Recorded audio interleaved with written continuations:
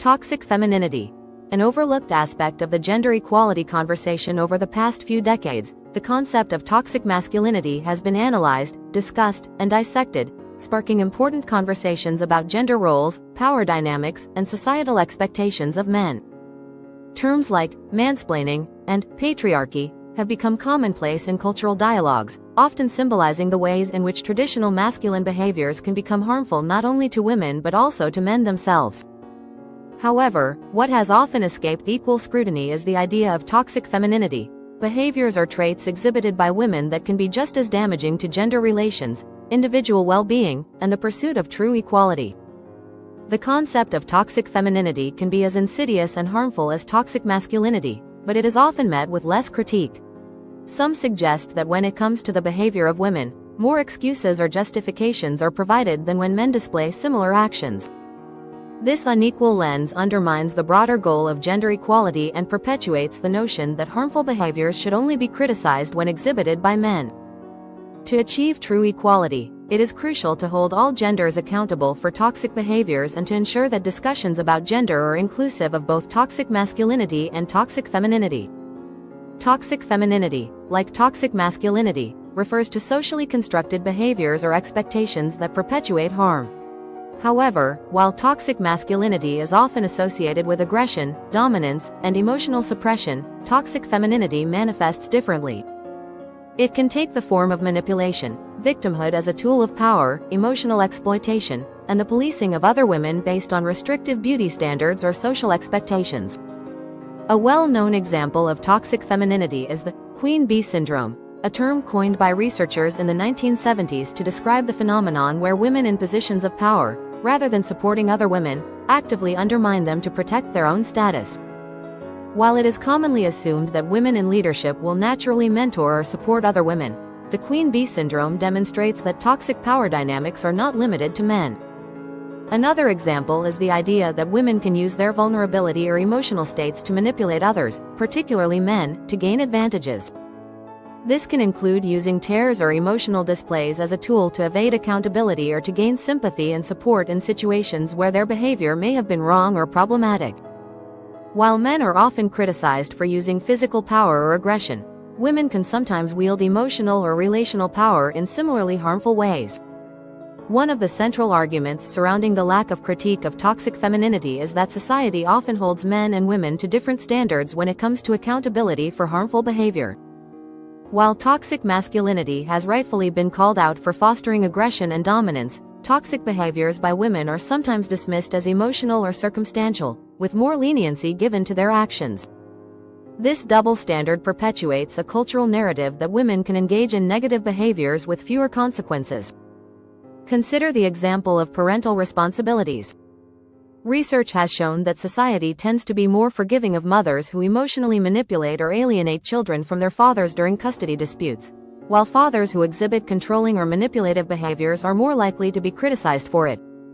A 2015 study published in the Journal of Family Psychology found that mothers were more often perceived as victims in custody battles, even when they engaged in harmful behaviors such as parental alienation. This perception can have devastating effects on fathers who struggle to maintain relationships with their children due to toxic behaviors exhibited by their former partners.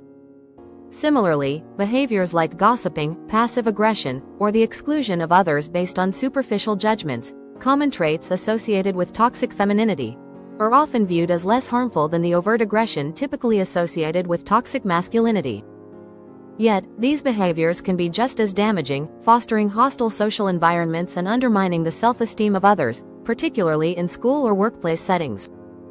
Toxic femininity is not just harmful on an individual level, it also undermines broader social efforts toward gender equality.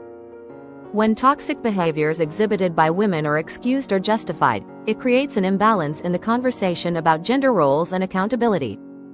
This imbalance suggests that while men must change or curb toxic behaviors, women are either exempt from similar scrutiny or are provided with explanations that absolve them of responsibility.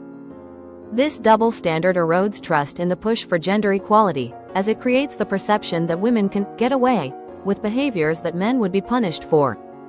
It reinforces the false notion that equality is a one-sided effort, where men must bear the responsibility for changing their behaviors while women are viewed as inherently virtuous or incapable of similar harm.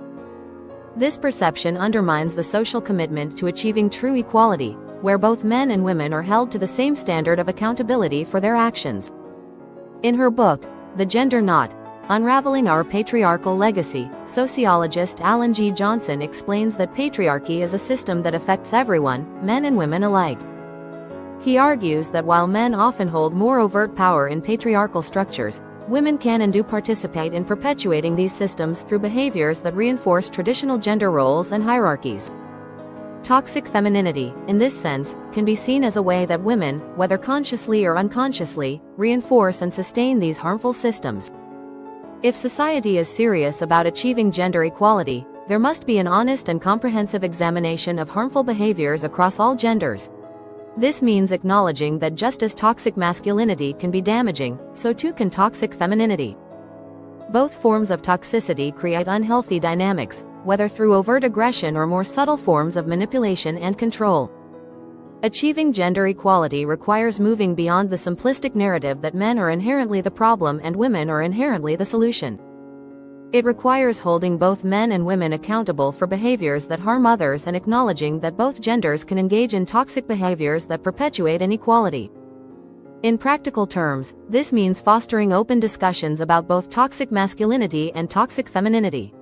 It means creating spaces where men and women can challenge harmful behaviors and expectations, whether they are rooted in aggression, manipulation, or emotional coercion. It also means teaching the next generation that equality is not about one gender dominating or controlling the other. It is about mutual respect, accountability, and fairness. The discussion about toxic femininity, while less common than its counterpart, is a crucial part of the broader conversation about gender equality. While toxic masculinity has rightly been called out for its harmful effects, it is essential to recognize that toxic femininity can be just as insidious.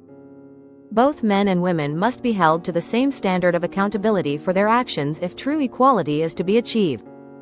In the words of Ruth Bader Ginsburg, women will have achieved true equality when men share with them the responsibility of bringing up the next generation.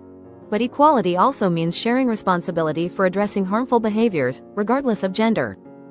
By acknowledging and addressing toxic femininity alongside toxic masculinity, society can move closer to a fairer, more just world where everyone is held to the same standard of respect and accountability.